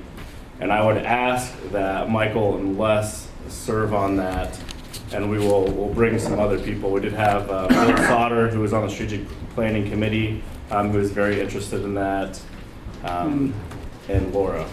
No, Or, let me point No. out. you said Les and Michael. Yes, Les and Okay. Michael, yeah. And Les Bill Michael. Sauter. And we'll bring Bill on there, who's been involved with that as well. And so I will get a hold of you guys and we'll plan something out in there. We have received back some requests for information. We are asking for a little bit more information, which will go right into the task force, and we'll be bringing those to the February meeting. Okay. Yeah. Okay. and that's for the master plan. For the park For the- master. For the plan. park Yeah. plan. Yeah. I know what you're going to say. I want to talk about, Mike and Debbie and I are on the financial planning committee. There are a couple of other people that we had said we wanted to have join us, and that's Kevin Fagan and Malcolm McClure. And there's a meeting on Monday at 3 o'clock. You've been served. We'll get you the call-in information if you can't make it down. Okay. But we had our initial meeting, and then Adam was going to pull together a lot of numbers, which looks like he's got them pulled together. I just gotta put them in the spreadsheet, yeah. Will we get a copy of this presentation too? And this will be on the website, won't it? We can, yeah, we can. I would put this on the website. Absolutely. The committee that you just mentioned, that's your master planning committee? Park master. And did you get 4 bids or 5 bids? We received 3 back. Yeah, we received 3 from the companies. I did not get one from Deb? Deb, yeah, but she did receive one as well. No, you did. Her company's Cornerstone. From Cornerstone? Yeah. All right, so we got Thank 3 you. out of the 4 we have received back. Cornerstone, She REA. does all of the Bloomington And, parks. She's done 3 in 2018, 3 in 2019, So that was Cornerstone? and going to do 3 in 2020. So I'm corrected, we Yes. did receive one, like, from Deb. We've got 3 Thank you, out of the Michael. 4 companies we've received information. Yeah, Thank so you. the 3 companies have responded. And you've They're all had good experience working with her. companies. Yeah. Thank you. So were there dollar amounts? or- No dollar amounts. No, that's where we need to get a little bit more clarification on that, which we'll bring to the February meeting. Okay. Until next I month. was I know we're beyond time, And then but, you know, just heck, to- maybe we'll work our way right through the IU ballgame traffic, who knows? But, That would not be my, Not be your desire? no. yeah, you could, Okay. you could cover this offline, but I never heard back, and maybe because I'm, about the Brown County Health Department and that whole trailer park area where we were at. I haven't heard anything either. Oh. But It's been the months. IDEM and their health department commissioner said they will keep in the loop if and when progress is I have made. some information on that. Oh, all right. Park. All right. Well, I happened to be talking to Ryan just today, a guy named Ryan. Have you talked to him? He's the Monroe County inspector guy. And he said he's not a very popular person because, you know, he says his job is Usually are. ruffling feathers. But I was talking to him about another matter, and, you know, I told him, you know, I said, well, you know, I live on Lake Lemon and stuff. And so he volunteered information about the trailer park and said that, you know, apparently it had been sold. New owners are out in Utah, and they have been trying relentlessly to get a hold of them, and they keep ignoring them. They have issued them a $500 fine for not doing anything that they're supposed to. I guess people are also still putting in holding tanks, which you're not supposed to do. And he said there's just a ton of violations out there. And so I said, well, what's your next option if they continue to ignore you? And he said, well, if it really comes to it, he said, we'll just have to turn the water off. So now we know why these people moved to Utah. And so he said, you guys have an attorney? And I said, well, we got one on, you know, and he said, well, why don't you sue them? I go, Well, there you go. Well, that's what I heard too. They said if they don't hear anything back, they'll shut the water off to kick the hive. Was the And words that I heard. I gave you contact information. for Yeah, and them. I forwarded that on to IDEM and their health. So I didn't know if suing them was, I mean, we got a lot of irons in the I think they're fire. fighting through a bunch of layers of shell companies. Yeah, I mean, it sounds like it's pretty iffy, but it'd be nice if they got the water off, so, anyway, he's aware, said he's been on it, he's been over there looking. All right, we'll take that off agenda, limited update, and move forward, because I really don't want us all here till 9 o'clock. sorry. That's okay. Mary Jane, you want to alter your Yeah, SPC report a little bit? I would like to have the SPC status discussion go to the February meeting, because I think that's going to be a longer discussion.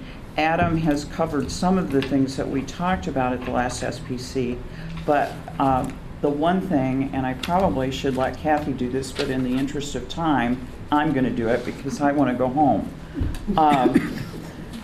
Kathy McClure at year end sent out an email to everybody on Constant Contact suggesting that they could make a year-end donation.